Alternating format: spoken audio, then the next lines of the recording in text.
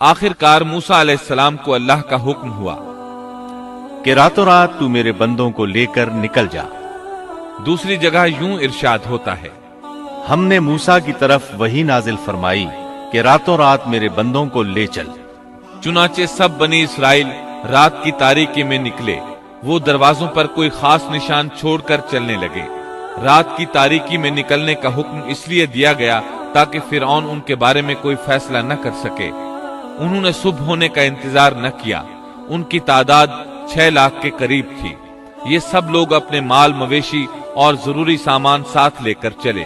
फिलिस्तीन की तरफ 6 लाख अफराद की ये अजीम हिजरत थी। फिरौन को सुबह सवेरे पता चला तो सोच में डूब गया कि अब हमारी खिदमत कौन करेगा, हमारी गुलामी कौन करेगा। उसकी हालत पागलों जैसी हो गई।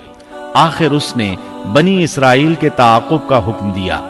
अल्लाह ताला इस मौके पर फरमाते हैं, आखिरकार हमने उन्हें बागात से और चश्मों से और खजानों से और अच्छे अच्छे मकामात से निकाल बाहर किया। इसी तरह हुआ और हमने उन तमाम चीजों का वारिस बनी इसराइल को बना दिया। बस फिरौन के लोग सूरज निकलते ही उनके ताक़ुब में निकले।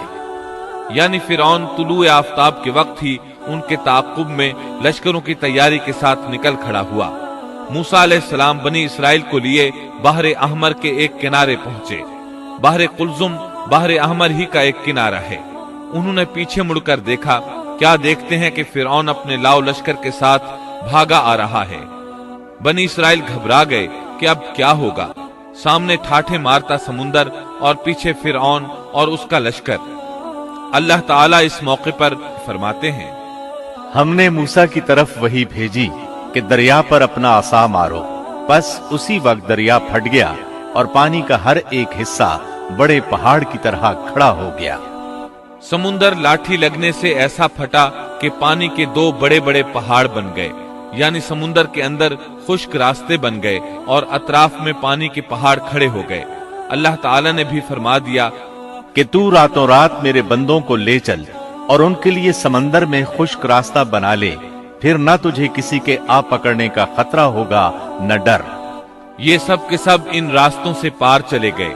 अब जूं ही फिरौन वहां पहुंचा, पहले तो डरा, सहमा कि ये क्या हुआ। वो भी और उसके सब साथी भी इस सोच में हैं कि क्या करें। खौफजदा थे। ऐसे में फिरौन को ख्याल आया कि अगर मूसा और बनी इसराइल यहाँ से सही सलामत गुजर गए हैं तो हम क्यों नहीं गुजर सकते। इसके साथ ही उसने अपने घोड़े को समुंदर में दाखिल कर दिया। उसके पीछे उसके सब साथी भी दाखिल हो गए। इधर बनी इसराइल का आखिरी आदमी समुंदर से निकल रहा था। दूसरी तरफ फिरौन का आखिरी आदमी समुंदर में दाखिल हो रहा था। फिरौन ने अपने लश्करों समेत उनका ताक़ुब किया। फिर तो समंदर उन सब पर छा गया जैसा कि छा जाने वाला था। फिरौन ने अपनी कौम को गुमराही में डाल दिया और सीधा रास्ता न दिखलाया।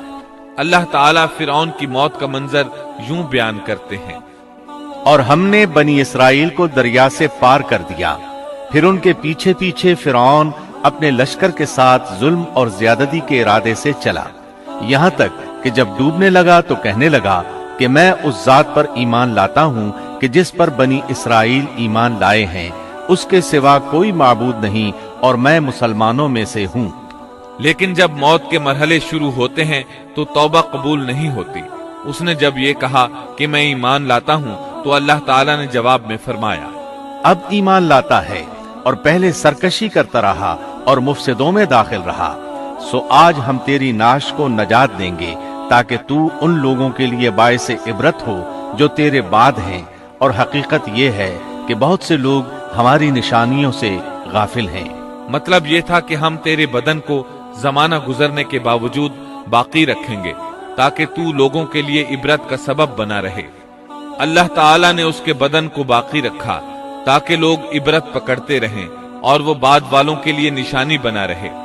ये अल्लाह ताला की तरफ से ऐलान है। लेकिन लोगों की अक्सरियत अल्लाह ताला की आयात से गाफिल है।